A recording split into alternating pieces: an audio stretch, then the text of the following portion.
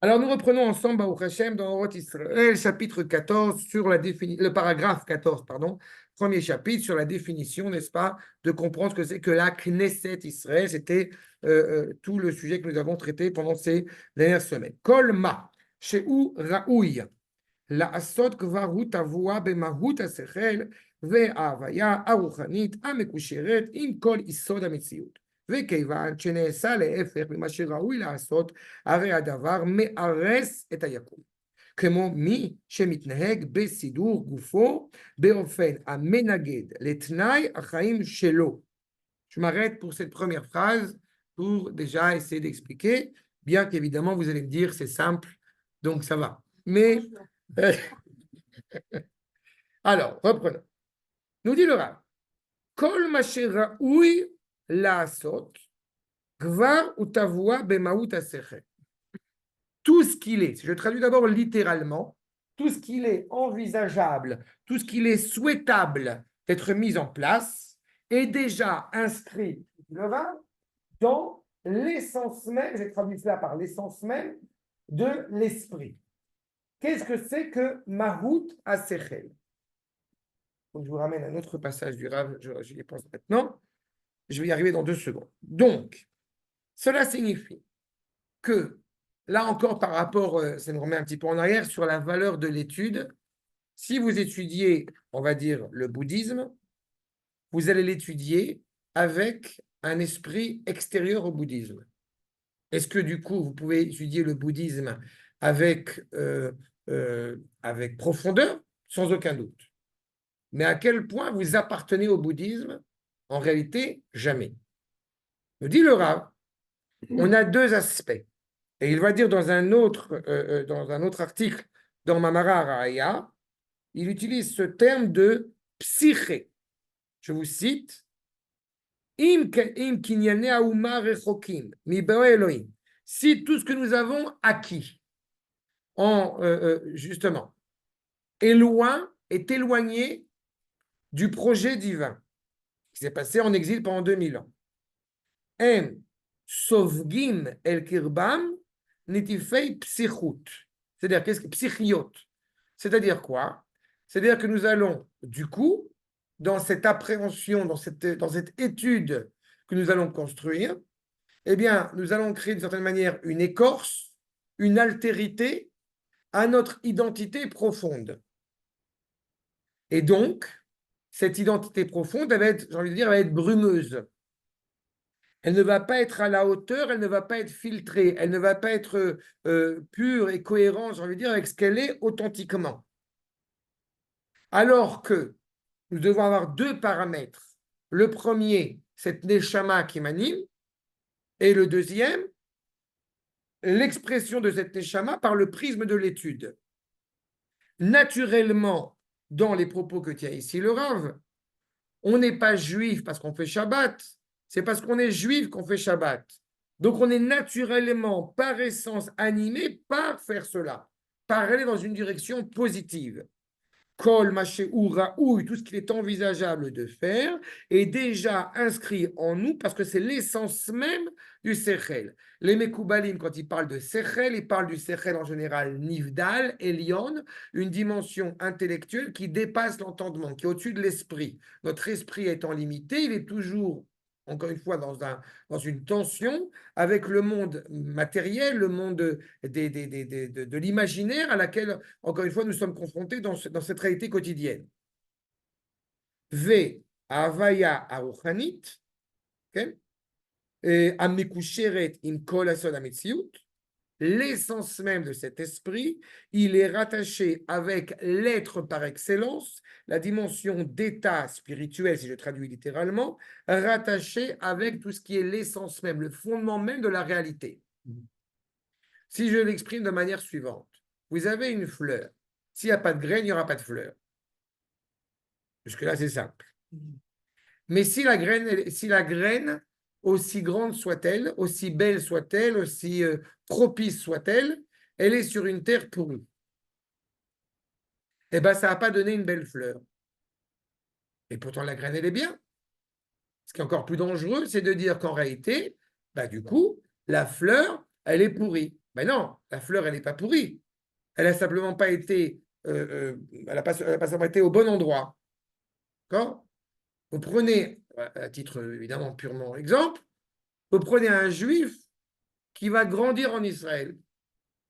Automatiquement, ça fera du bon vin. Maintenant, on prend un juif qui va grandir en France. Bah, automatiquement, il y a un problème. Alors, où il est Am Israël? D'accord?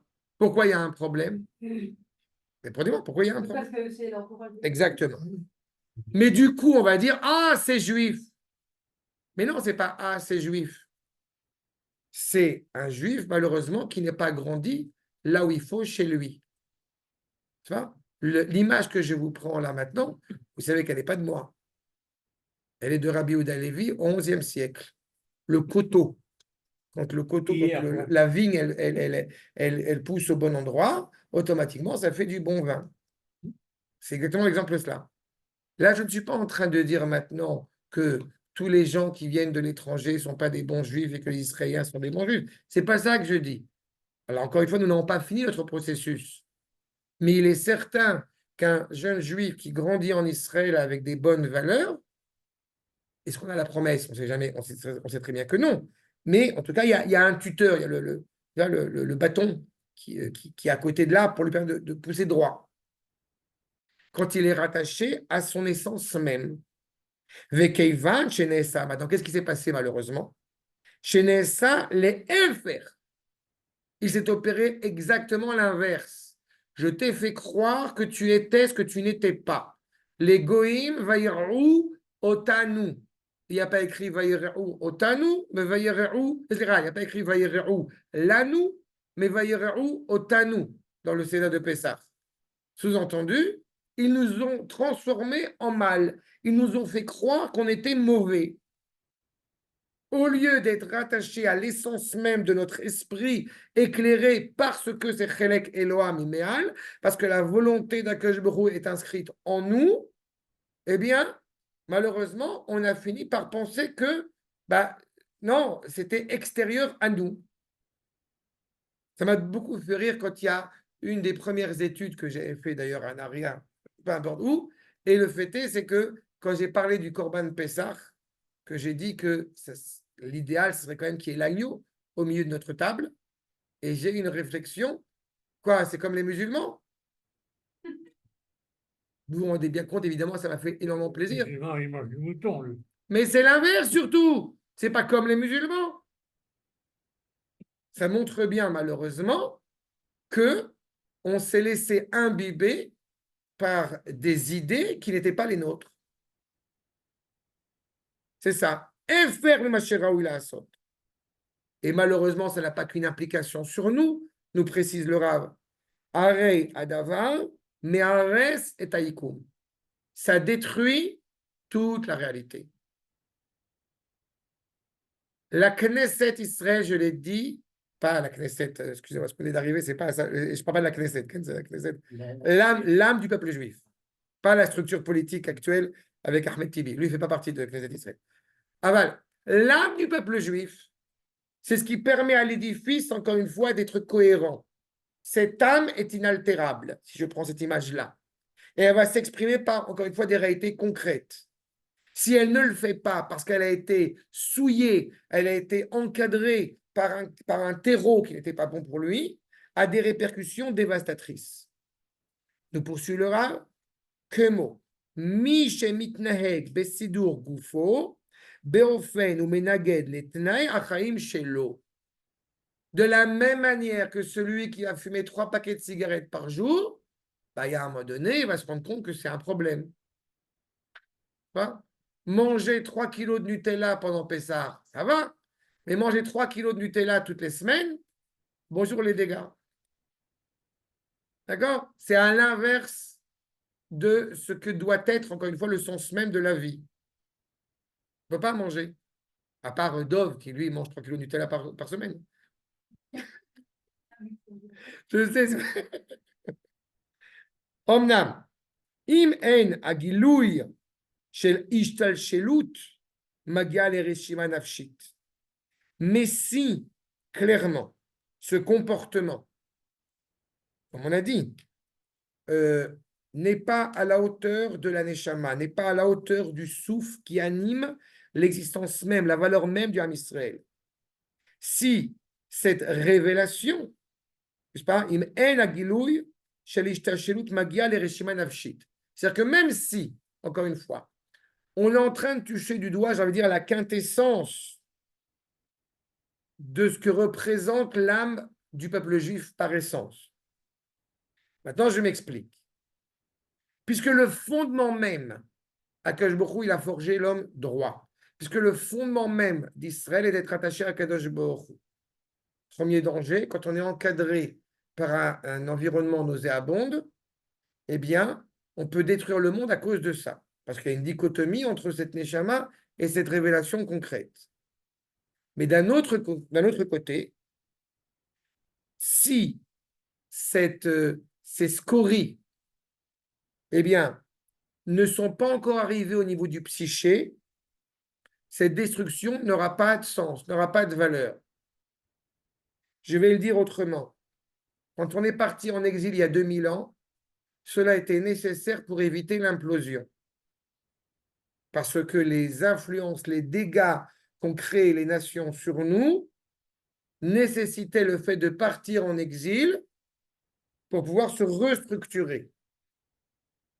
Donc, même quand on arrive au point de non-retour, puisque, encore une fois, il y a un sens à l'histoire, donc Akadosh Baruch Hu va opérer de telle manière qu'on ne va pas pouvoir s'oublier.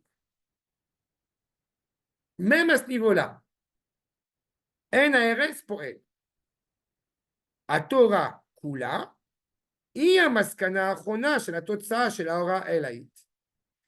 Il faut absolument, encore une fois, que le monde puisse ne pas oublier le sens moral qui l'anime, la graine de départ, par le prisme de la Torah. Ça ne veut pas dire que la Torah est a posteriori, mais quand je ne suis pas capable de vivre la Torah comme il se doit, alors qu'est-ce qui se passe? Eh bien, on va transformer la Torah en religion. Pourquoi? Pour me permettre de garder une certaine structure, mais malheureusement, cette structure peut aller en contradiction avec la révélation vitale. Vous vous rappelez, on a eu l'occasion de faire quelques cours sur ces sujets, de montrer que l'écologie touche la Torah, que la sécurité routière touche la Torah, que le rapport entre un homme et sa femme touche la Torah. Quand on a vécu en exil pendant 2000 ans, ben on a transformé la Torah, comme vous le savez, en religion. Il y a un sens à cela, il y a une raison à cela. Pour éviter l'implosion, on va mettre de côté, on va réduire de certaine manière cette parole de Torah à quelque chose de profondément cadré, comme si elle n'était que dans certains domaines et pas dans d'autres. Alors, il y a un avantage, c'est qu'on ne va pas faire trop de bêtises. On va rester un bonsaï. Mais c'est aussi un inconvénient. Pourquoi? Parce qu'on ne va pas pouvoir justement exprimer la parole d'Akadosh Baruch Hu dans tous ces domaines, dans toute la réalité. On ne va pas pouvoir mettre en pratique cet esprit profondément éclairé, cette volonté cette partie de la révélation de la volonté d'Akadosh Baruch Hu que je porte en moi. Et quand je dis en moi, en chacun d'entre nous. D'accord? A Torah Kula, je reprends. Maskana Achona Shel Atotsa'a Shel Haora Elaït.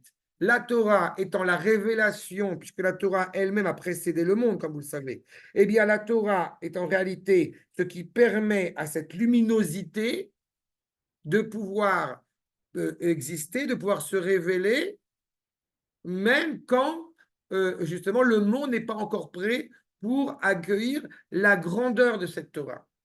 Qu'est-ce qui se passe? C'est dans quelques jours, dans une semaine. Qu'est-ce qui se passe quand il y a l'avènement du mont Sinaï? Le monde entier se tait, n'est-ce pas? Mais Akadosh Baruch Hu n'est pas intéressé à ce que le monde entier se taise. Akadosh Baruch Hu est intéressé, comme on l'a vu dans la paracha de Bechokotai, Akadosh Baruch Hu est intéressé à marcher parmi nous sereinement. Donc, qu'on vive. Mais qu'est-ce qui se passe quand on n'est pas capable de vivre sereinement ce lien avec cet esprit éclairé, avec cette neshama, avec cette dimension absolue et extraordinaire? Eh bien, automatiquement, on met le monde en danger. Donc, Akash Borou réduit cette parole, réduit cette liberté d'action pour qu'on puisse se reconstruire. Ok? La Torah, évidemment, la parole d'Akadosh Baruch Hu ici, qu'il faut bien saisir, a précédé même la création du monde, et elle n'attend qu'une seule chose, un peuple pour pouvoir justement être y attaché à elle. Umagia, at chidur atochi shelachaim. C'est quoi chidur atochi shelachaim? C'est être conscient clairement que le monde n'a de sens que pour ce dialogue qui existe entre le créateur et la créature. Vous remarquerez qu'on dit les différents jours de la création, n'est-ce pas? Et on dit Yom HaShishi. C'est connu, Yom HaShishi, pourquoi HaShishi? Bien fait. Le sixième, pas seulement le sixième jour, on n'a pas dit Yom HaSheni, on a dit Yom Sheni, Yom Shlishi, mais on a dit Yom HaShishi. Le monde tient sur le 6 Sivan. Aolam Omed à la Torah. Le monde tient sur ce lien entre Akadosh Baruch Hu et Am Israël par le prisme de la Torah. Mais qu'est-ce qu'on appelle Torah? Certains vont dire c'est la culture juive.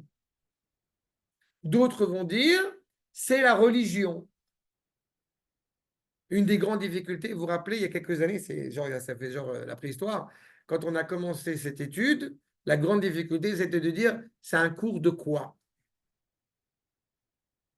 Et j'étais très peiné parce que si j'appelais ça un cours de culture juive, alors certains vont dire ah oui, c'est de l'archéologie, c'est de la philosophie, de la pensée juive. Et si je dis c'est un cours de religion, oui, bon, c'est un cours c'est un cours prosélyte pour nous renforcer à bien faire Shabbat et à manger kasher. Et alors ici, on dit que ça raconte l'histoire depuis la sortie d'Égypte, depuis avant même. Je ne Ce fais pas un qu'on cours lit dans la d'histoire. Torah, on lit depuis Abraham. Oui, mais je ne fais pas un cours d'histoire. Non, pas d'histoire. Je fais un cours d'histoire, Non. mais avec un taf et pas avec un tête. Comme rappelle Voilà, pas d'histoire et de géographie. C'est pas ça, je dis. Ce qui s'est passé, si tu veux parler.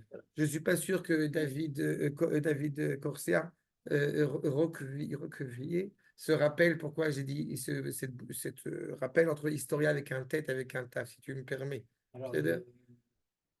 Qu'est-ce qui s'est passé? Que s'est-il passé du temps de Abraham? Tiens, je vais le lire. Historia, le Rav Kook écrivait, il n'y a pas le terme d'histoire dans la Torah. D'accord? Quand on parle d'histoire, c'est Toldot, les engendrements. D'accord? Le seul terme qui est significatif, qui est parallèle au terme d'histoire, c'est deux petits livres dans le Tanakh qui s'appellent Divrei Hayamim, les chroniques, le récit des événements.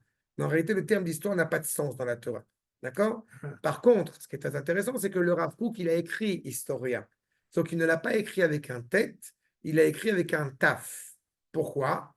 Pour bien laisser entendre en réalité ce qu'on appelle en français l'historiosophie. C'est-à-dire, historia avec un taf, c'est de comprendre que derrière les événements que notre peuple et que l'humanité, de manière générale, peut traverser, se cache la parole d'Akadosh Baruch Hu.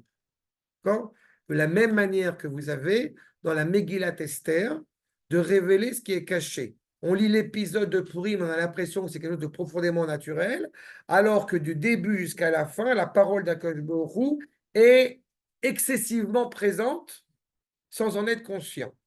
C'est ça le terme d'historia tel qu'il est retracé par le Rav Kook. C'est un tête ou un taf? Un taf. Dans l'hébreu moderne, c'est avec un tête.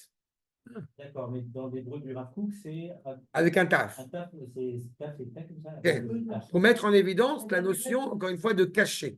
De cacher. Esther, il y a. Derrière les événements humains se cache la parole d'Akadosh Baruch Hu, la présence d'Akadosh Baruch Hu. D'accord? C'est le sens même de l'histoire. Maintenant, je répète, dans le propos qui nous anime, on peut se laisser aller à dire, encore une fois, et combien de fois on l'a entendu, rien ne va plus. Mais le rien ne va plus n'a pas de sens chez nous. C'est rien ne va plus, c'est signe que ça va aller excessivement bien. Comprenez la nuance? Parce que l'histoire est menée par un créateur. L'histoire est menée par un créateur. C'est ça le danger que nous met ici en garde le Rav. Tu peux penser que on est pourri parce qu'on est dans le cadre de l'ordre de la nature tel qu'il est influencé par ces zones nauséabondes, ou alors tu peux penser que nous sommes arrivés à cet idéal absolu. Eh ben non. L'idéal, c'est le moment qui arrivera, ça prend quelques années encore, où il n'y aura plus de scission entre l'intérieur et l'extérieur. Et je précise, entre l'intérieur et l'extérieur. Ceux qui voudraient se laisser aller à croire, je répète, que l'extérieur reflète l'intérieur, c'est qu'ils ne comprennent pas le sens profond du Ham Israël. Le Ham Israël est animé par une Neshama. Cette Neshama, eh bien, fait que de temps en temps, on dit des choses qu'on ne pense pas. D'accord? Dois-je répéter ce qu'a dit Yitzhak Rabin à la guerre des 6 jours? Mais et Hashem Aitazot idiflat benenu. C'est Yitzhak Rabin qui parle après la guerre des 6 jours. On l'avait étudié, on en avait parlé de cela. Oui, c'est ce qu'on dit dans le Hallel. Ce qui vient de se produire, c'est la merveille du Créateur, c'est la merveille d'Akadosh Baruch Hu. Ezer Weizmann, je rappelle à qui on a demandé comment tu expliques ce qui vient de se passer à la guerre des 6 jours, il s'est tu, il a levé la tête vers le haut, Etzba Elohim, c'est le doigt de Dieu. Et je pense, encore une fois, vous accepterez l'idée que ni Yitzhak Rabin ni Ezer Weizmann ne peuvent être suspectés d'être excessivement animés de spiritualité. Et pourtant, pourquoi? Qui a parlé à ce moment-là? Ce n'est pas leur bouche qui a parlé, c'est la Neshama qui a parlé. Revoyez les films sur la libération de Jérusalem. Je ne suis pas un homme religieux, mais Bérégazé, à ce moment-là, je touche les pierres du cotel, on l'entend, il y a la voix qui grelotte. Et il précise, je ne suis pas religieux. Mais allez, ferme ta bouche. Il y a la fameuse photo qui domine sur un sac. C'est là. Elle domine mon séjour. Parce que c'est pas religion. C'est ce que je dis, parce que justement, on n'en est pas là. Amen. C'est celui-là qui est mort hier, parmi les 4 qui sont. Que j'ai entendu, c'est Sainte-Fanny. Que c'est des Sainte-Fanny. Je crois que j'ai pas bien entendu à la radio que c'est un des 4. Ah, c'est un des 4. C'est un des 4. Ouais, c'est ce que j'ai entendu à la radio, si j'ai bien entendu. Oui, c'était pas. En tous les cas, le... Rabotai, en tous les cas, Israël, je reprends, Nizdakechu Kolkar, Israël est tellement devenu, encore une fois, d'une pureté extraordinaire, comme l'argent qui va briller de tous ses feux. Ad kedei argashazu shel i efsherut a sidur a elion a mekiv a choder. C'est-à-dire qu'à partir du moment où Israël, eh bien, se révèle dans son essence, je reprends l'exemple de Purim que j'ai évoqué tout à l'heure. Purim aurait pu être la pire catastrophe qui puisse exister pour le peuple juif, puisque tout le peuple juif était menacé. Voilà où on peut arriver quand on veut s'assimiler le plus possible à la culture environnante. Qu'est-ce qui se passe en fin de compte? Eh bien, vous avez échoué. Pourquoi? Parce que le peuple juif s'est révélé dans une telle dimension qu'il a compris qu'il était impensable, impossible de se couper de la Torah, de se couper de son identité, de se couper de la parole d'Akadosh Baruch Hu. C'est ce que les patriarches ont inscrit en nous. Tu veux oublier que tu es juif, t'inquiète pas, je vais te le rappeler. Tu veux oublier que tu appartiens à ce peuple éternel, tu as un feu dans tes tripes qui va te le rappeler. Encore une fois, la guerre de 6 jours, de ces juifs qui se sont révélés, comme disait Béni Lévi, ces juifs déjudaïsés, et qui soudainement se réveillent. Comment? Qu'est-ce qui s'est passé? Il n'y a pas que la guerre de 6 jours. Hein. J'ai entendu plein de gens dans ces derniers mois, célèbres et non célèbres, si je puis dire. Il faut voir les paroles qui tiennent. Ceux qui étaient totalement écartés, éloignés de leur judaïcité. Eux, ils croient que cela est dû par une empathie à l'égard de la souffrance. Eh bien, je vais être un peu présomptueux. Je sais que ce n'est pas la raison. Comment je le sais? À cause de ça. La neshama est enveloppée, cette étincelle, elle est encadrée par des écorces plus ou moins épaisses. Eh bien, il y a un moment donné où l'écorce, elle se brise. C'est ça. Tu as cru que tu pouvais t'oublier? On va te laisser croire, on va te laisser penser l'illusion pendant quelques secondes, quelques années, quelques centaines d'années que tu peux t'oublier. Mais en réalité, à l'échelle du peuple, cela est impensable. Avot, Udbeu, les pères, Udbeu, Gvar Beze, Bemalat Ruchan. Les patriarches, encore une fois, n'ont pas étudié la Torah. Et pourtant, la Torah fait partie d'eux de manière intégrale. On dira de Avraham Avinu qu'il a fait tous les pères ont fait toute la Torah et on parle d'avoir même le Hérouv Tavshilin. C'est quoi le Hérouv Tavshilin? C'est même de savoir distinguer un jour de fête du Shabbat. C'est-à-dire qu'il y a quelque chose qui est inscrit au plus profond de l'âme juive qui le laissera distinct de toutes les réalités qui l'entourent. D'accord? Qu'est-ce que j'ai dit? Non, je me demandais s'ils savaient, parce qu'il y a que les femmes qui savent ce que c'est, Hérouv Tavshilin. Ah, mais c'est pour ça que j'expliquais maintenant. D'accord? C'est quand on prépare un pain, un œuf, etc., pour passer de Shabbat à Yom Tov, de Yom Tov à Shabbat. Et de pouvoir préparer. Préparer en amont. Mais cette distinction-là qui vient distinguer entre le Kodesh et le Kodesh, elle est excessivement importante dans la tradition hébraïque même. Si je le disais autrement, comme j'aime à le dire, allez dire à un juif qu'il n'est pas religieux, allez dire à un Israélien qu'il n'est pas religieux, que c'est un pourri, que c'est un méchant, qu'est-ce que vous voulez. Dites-lui que c'est un goy. C'est ça? Je peux vous assurer qu'il n'entendra pas la même chose. Pourquoi? Parce qu'il y a quelque chose qui a du plus profond de lui-même qui le laisse, encore une fois, en retrait de ces autres êtres humains. Baiser, Bemalat, Rucham, c'est inscrit en nous. Ou Bénéem, donc leurs enfants, donc nous, Nisdakrou, Bekour à Barzel. C'est ce qui s'est passé en Égypte. Le bébé est sorti d'Égypte. Dès qu'il était suffisamment gros, c'est-à-dire 600 000 kilos, dès qu'il était suffisamment gros, il est sorti. Et qu'est-ce qui s'est passé pour les 4/5e? Ils sont morts. Ils sont morts-nés. Ils ne sont pas sortis du cocon. Ils ne sont pas sortis de la matrice. Donc, ils sont morts, malheureusement.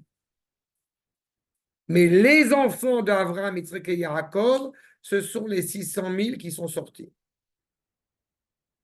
C'est cela qui est inscrit. La grossesse, l'accouchement, c'est passé. Hachebahu, be ta'aluma pnimit, leyad midazu. La nation, encore une fois, est arrivée à un tel degré, à un tel niveau, où il avait une inclinaison naturelle qui le rattachait au Kodesh. Ça me fait toujours rire quand tous les 5-10 ans à peu près, ils font une statistique en Israël sur est-ce que vous croyez en Dieu? Est-ce que vous définissez comme juif? Et les chiffres sont toujours extraordinaires. C'est là. Les dernières élections l'ont montré. Il y a quelque chose qui est, encore une fois, inhérent à cette nation. Alors que peu de temps avant, certains énergumènes, n'est-ce pas, auraient bien voulu transformer en l'État d'Israël en ce qu'il n'est pas. Sans vouloir dire évidemment, sans citer les noms pour ne pas dire du mal de Yair Lapid, mais évidemment, il aurait pu le dire. Et ça ne marche pas. Parce qu'il y a quelque chose, encore une fois, d'inscrit au plus profond de la nation. Ayédia Pnimit. Même Yair Lapid, vous pensez qu'il a quand même cette neshama avec à l'intérieur de cette écorce, il y a une controverse entre Rabbi Meir et Rabbi Yehuda, à savoir si un juif peut être amené à ne plus être appelé juif, plus être appelé mon frère. Et c'est une controverse entre Rabbi Yehuda et Rabbi Meir. Et si de manière générale, halakha, elle tranche toujours selon Rabbi Yehuda, pour cette halakha-là, elle reste selon Rabbi Meir. Ça veut dire qu'en réalité, un juif ne peut jamais perdre le lien, malgré lui, qui le rattache au peuple juif. Son identité. Est-ce qu'il va se recevoir des claques après 120 ans? C'est possible. Oui, mais c'est plus que c'est méta-ADN, quoi. Oui. Transcendantal. Pense à quelqu'un comme Lucie qu'évoquait Eliette, qui était, pour le coup, réellement exclu du peuple juif, puisqu'il est maître d'une secte idolâtre, n'est-ce pas? Et par conséquent, malgré tout, il a fait une demande expresse à son neveu de faire le cadi sur sa tombe. Et je répète, il a été exclu, à juste titre, puisqu'il voulait tous les ans, pour le souvenir de la Shoah, aller dans la synagogue de la Victoire, et au Hachem, il y a des embouteillages, ce qui arrangeait beaucoup de rabbinim, dont le Rav Citruc à juste titre, ce qui venait avec sa grosse croix pourrie, et donc il n'a jamais pu venir. Au Hachem. C'est ça. Mais encore une fois, à part ce cas extrême, je ne viendrai pas, c'est justement parce qu'il est juif que je suis en colère contre lui. Pas? On a parlé tout à l'heure d'une association UEJP, je ne sais pas quoi, Union juive française pour la paix, le truc, Tralouet. Et les deux dirigeants de cette association qui sont allés rencontrer les terroristes à Gaza, voilà, tu ne connaissais pas, Sarah Katz. Mais ce n'est pas possible. Eh bien, si. Eux, ils s'excluent du peuple juif. Par ces actes-là, ils s'excluent du peuple juif. Alors, ils perdent l'appellation de frère, mais ils ne peuvent pas perdre l'appellation de fils. C'est ça la controverse entre Rabbi Houda et Rabbi Meir, qui ne peuvent pas perdre cela. Pour l'instant, Yair Lapid, avec tout ce que j'avais reproché, bon gré, malgré lui, il n'est pas arrivé à ça. Il a fait beaucoup de bêtises, si tu me demandes, mais il n'est pas arrivé à ça. Sarah Katz, si elle venait chez moi, bon, elle ne serait pas invitée, serait pas invitée, mais elle ne pourrait pas toucher ma bouteille de vin. Et si je lui prêtais de l'argent, je devrais lui prêter à intérêt. À cause de ça. En faisant ce qu'elle fait, elle s'exclut du peuple juif. D'accord ? On a malheureusement d'autres exemples dans l'histoire. Celui qui a un Streimel et qui est allé à l'enterrement du président iranien, eh bien, il est pareil. Il ne peut pas toucher ma bouteille de vin. Oui. D'accord ? Mais je parle à l'échelle du peuple, dans son entité, il y a quelque chose, encore une fois, clairement, qui l'anime.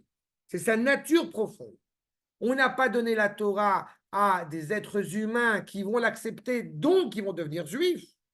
Non. On donnait la Torah à des gens qui étaient naturellement habilités à vouloir rencontrer le roi, qui sont intimement rattachés au roi, par essence. Pardon. Est-ce que ça a un lien avec la soumission? Je sais que l'islam, ça veut dire soumission. Je sais que c'est une question que je me pose. Je ne sais pas si c'est un petit peu hors sujet, mais être habilité à recevoir ce que donne le roi, la Torah. Moi, implicitement, je ne peux pas m'empêcher de penser qu'il y a une notion comme ça.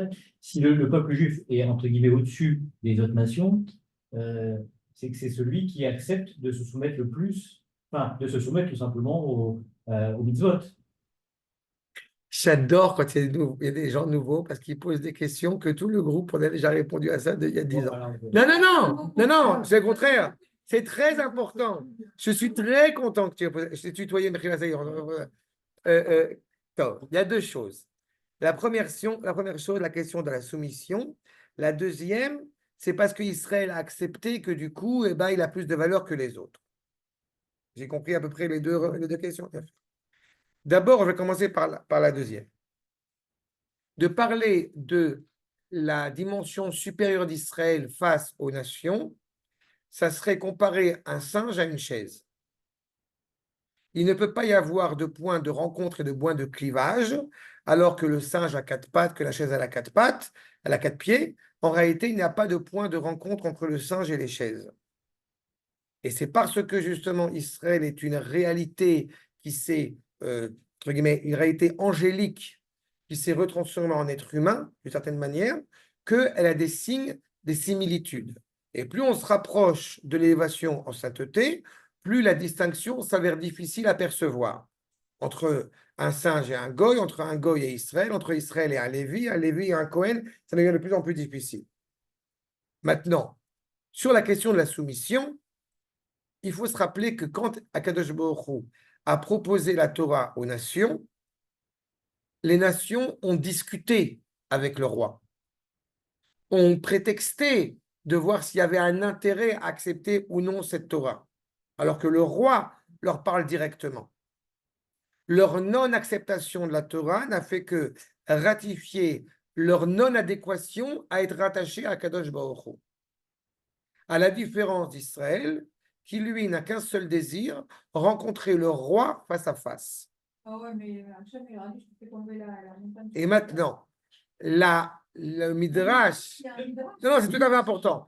Mais je l'ai déjà évoqué, mais je vais le revenir dessus. Je vais le rappeler à l'approche de ta voix, c'est important. Le fait que Akadosh Baruch Hu ait pris la montagne sur Am Israël, certains croient que c'est la soumission d'Am Israël. Et en fait, non. C'est la soumission d'Akadosh Baruch Hu. Pourquoi?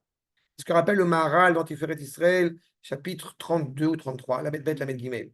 En réalité, quand un homme a pris une femme avec violence, il n'a pas le droit de la répudier. C'est pas? Israël a dit assez. Il est prêt à rencontrer le roi. Mais le côté tangible de l'être humain fait qu'on va dire un jour oui, un jour non. Donc aujourd'hui, on reçoit la Torah. Demain, je ne sais pas, je me tâte. Toute la question des anges tutélaires qui va se dire, est-ce que ça vaut le coup de donner la Torah en bas avec l'implication de ce que ça va produire?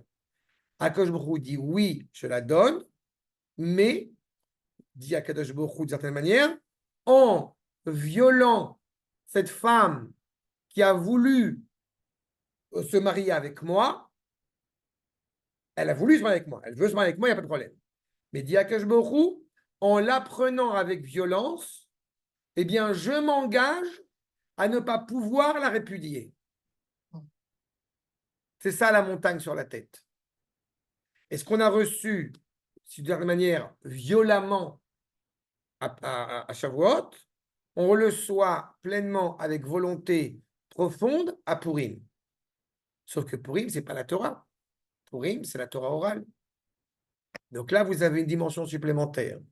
Qu'est-ce qu'on a reçu avec violence au Har Sinaï? Ce n'est pas la Torah écrite. D'abord, la Torah écrite, elle va prendre plus de temps à être écrite, mais c'est surtout, ce n'est pas la valeur du dialogue que nous entretenons avec Akadosh Baruch Hu. C'est le rapport au Rabbanim. On a reçu ça de manière imposée à Shavuot, et on le reçoit délibérément et de manière voulue à Purim. Certains, comment dirais-je, on s'arrange avec Akadosh Baruch Hu. Avec les Rabbanim, c'est plus compliqué. Le Shulchan Aruch, il a dit Aleph. Oui, mais moi, j'aime Dieu. Bah, très bien, mais si tu aimes Dieu, tu aimes le Shulchan Aruch. C'est aussi simple que ça. D'accord? Mais l'adhésion à Akadosh Baruch Hu, puisqu'on le dit à chaque fois qu'on proclame l'unité d'Akadosh Baruch Hu, ne peut pas être motivée si ce n'est par l'amour. On ne peut pas forcer quelqu'un à aimer autrui. Si on dit Ve'avta et Hashem Elohecha, ça veut dire qu'on est déjà rattaché à lui par un amour profond. Mais on a une tension constante à se laisser aller à d'autres lois, les lois extérieures encore une fois, qui nous empêchent de pouvoir exprimer pleinement cette liberté à servir à Kadosh Baruch Hu. Et la crainte de Dieu, alors moi je me pose une question sur cette notion qui est dans tous les cours, la crainte de Dieu, la crainte de Dieu. Parce que j'ai fait des choses il y a à peu près un an. Donc, certains moi j'ai fait hier, ça va. Certains disent que c'est quelque part en suivant les. Enfin, j'ai entendu un son de cloche qui est certains le font par peur de la punition. Voilà. Donc, la crainte de Dieu, c'est on suit les mitzvot. Il vient de France, arrêtez, il vient de France, le pauvre. Et ce que vous dites sur mais moi j'aspire à cette voie-là, l'amour, c'est-à-dire ni le bâton ni la carotte, mais le faire de manière désintéressée. C'est un travail. C'est un travail. Mais il est certain que, donc le Maharal, notamment, c'est un maître qui est relativement contemporain, puisque c'est du XVIe siècle, donc c'est passé il n'y a pas longtemps. Donc c'est encore un rabbin sioniste, évidemment, qu'on a inventé, Baruch Hashem, qui démontre la véracité, encore une fois, de la Torah vécue et abordée en Eretz Israël, qui est encore une fois rattachée au lien que nous avons à l'égard d'Akadosh Baruch. C'est ce qu'il est en train de dire, entre parenthèses. Nous avons cet indice, nous avons cette graine qui est profondément rattachée à Kadosh Baruch Hu. Par essence, c'est nous qui nous a été insufflé par nos pères, motivés malheureusement ou démotivés par des réalités nauséabondes autour, nous ont transformés en quelque chose d'autre. Mais on a l'assurance que bon gré, mal gré, on revient à nous-mêmes. Et ce n'est pas on revient à nous-mêmes parce qu'on a pris une Torah extérieure et qu'on se l'a appropriée. Non, on se révèle naturellement dans cette identité qui nous anime. D'accord?